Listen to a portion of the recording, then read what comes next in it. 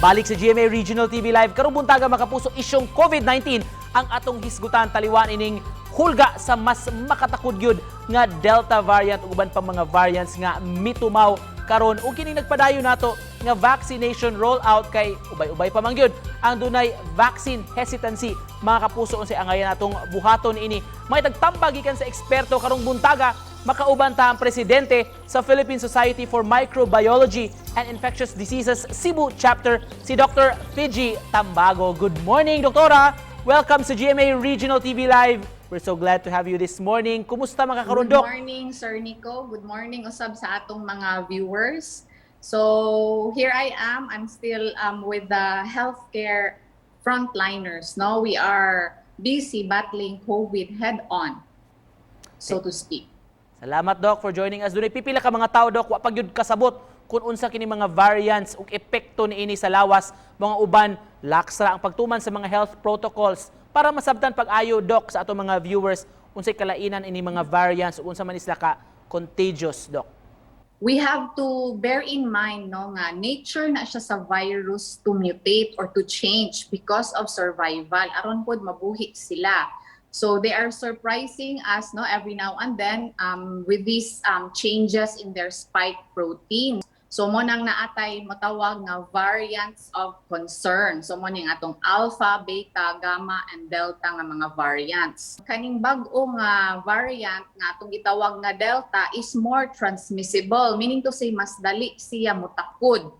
And we are seeing increasing severity of diseases as well.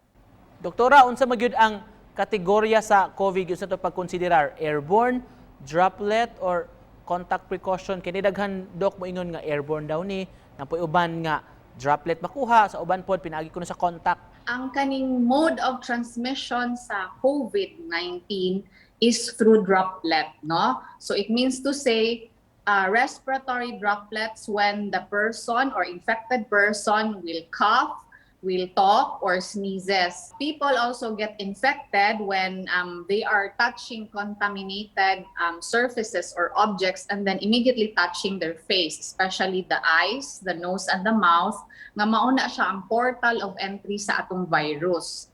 Doc, let's talk about kining mga bakuna. First up, Doc, luwas ba nga mag-mix match ta sa mga vaccines, Doc? Like pananglit, first dose Sinovac, second dose Astra. What our guidelines no is implementing is whatever is given, no, let's say mahatagan og Sinovac, it is better nga you complete the series, no? So Sinovac first dose, Sinovac second dose. So Astra first dose, Astra second dose. Maupa na siya ang ato ang guidelines at this time. Naala na certain situations nga kung dili mauyunan ang one vaccine, may be shifted to another form of vaccine, but with medical clearance na siya. Doc, why is it nga ibisan ang mga fully vaccinated patients, Doc, na uban na intubate na hinuon or even after 2 weeks na vaksinan, namatay kuno, Doc, pero rare ra hinuon kuno ni nga case? There are breakthrough infections no among fully vaccinated or partially vaccinated individuals, so to speak. So naay even kanang death no among these people, but we have to also take note the baseline risks ani nga mga individuals, because it doesn't mean to say that kanang nabakunahan ka zero risk na gyud ka.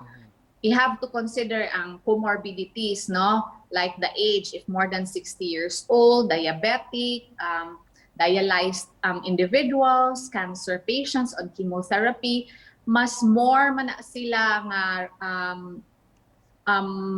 immunocompromised, meaning to say ang ilahang risk of kanang dili siya the same, no, kung atong ikumpara sa ordinary healthy individuals nga nabakunahan.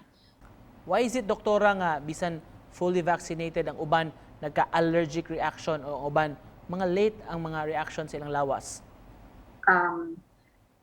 With vaccination before, di ba? Before we subject an individual to kanang receive a vaccine, naagi na siya counseling.